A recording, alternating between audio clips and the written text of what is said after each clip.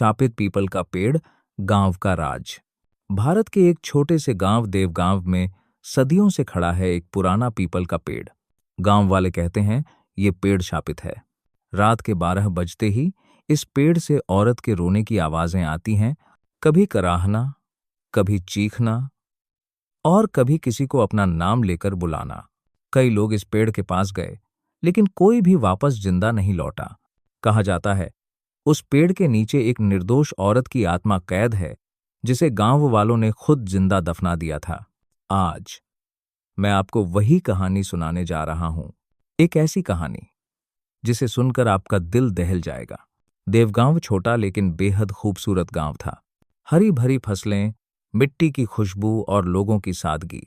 लेकिन इस गांव पर एक अजीब सा सन्नाटा हमेशा छाया रहता था। गांव के बीचों बीच खड़ा वो 100 साल पुराना पीपल का पेड़ गांव की जिंदगी और मौत दोनों का हिस्सा था। दिन में लोग उसके पास से जल्दी जल्दी गुजर जाते, लेकिन रात होते ही उस जगह के आसपास कोई परिंदा भी पर नहीं मारता। बच्चों को बचपन से ही डराया जाता था, सूरज ढलते ही उस पीपल के पास मत जाना, वहां एक चुड़ैल रहती है, वो तुम्हें अपने साथ ले जाएगी। गांव के बुजुर्ग चुप्पी साधे रहते थे। कोई साफ साफ नहीं बताता था कि असल में हुआ क्या था। सिर्फ इतना कहा जाता था, ये पेड़ खून से सींचा गया है।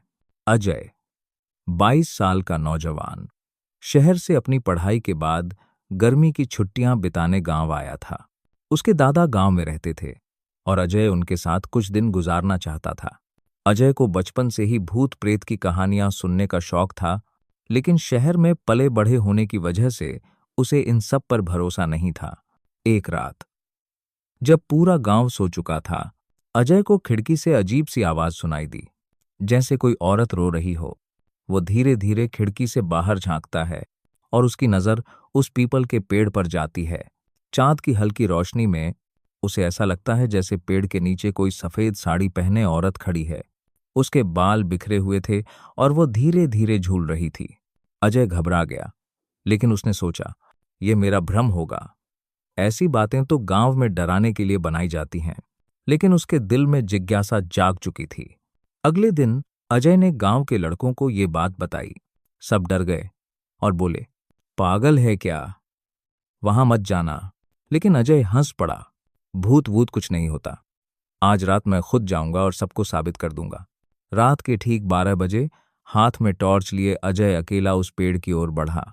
रास्ता सुनसान था। झिंगुरों की आवाज और हवा की सनसनाहट माहौल को और डरावना बना रही थी। जैसे ही अजय पेड़ के पास पहुंचा, उसकी टॉर्च झपक झपक कर बुझ गई। वो टॉर्च ठीक करने लगा, तभी अचानक पीछे से कराहने की आवाज आई, मुझे मुक्ति दो। अजय का खून जम गया। धीरे धीरे उसने मुड़कर देखा, औरत सफेद साड़ी में, उसके चेहरे पर खून से सनी आंखें और होंठों से टपकता लाल तरल। वो औरत हवा में तैरती हुई अजय की ओर बढ़ रही थी। अजय ने डर के मारे जोर से चीख लगाई और भागकर अपने घर लौट आया। सुबह होते ही अजय की हालत देखकर उसकी दादी समझ गईं।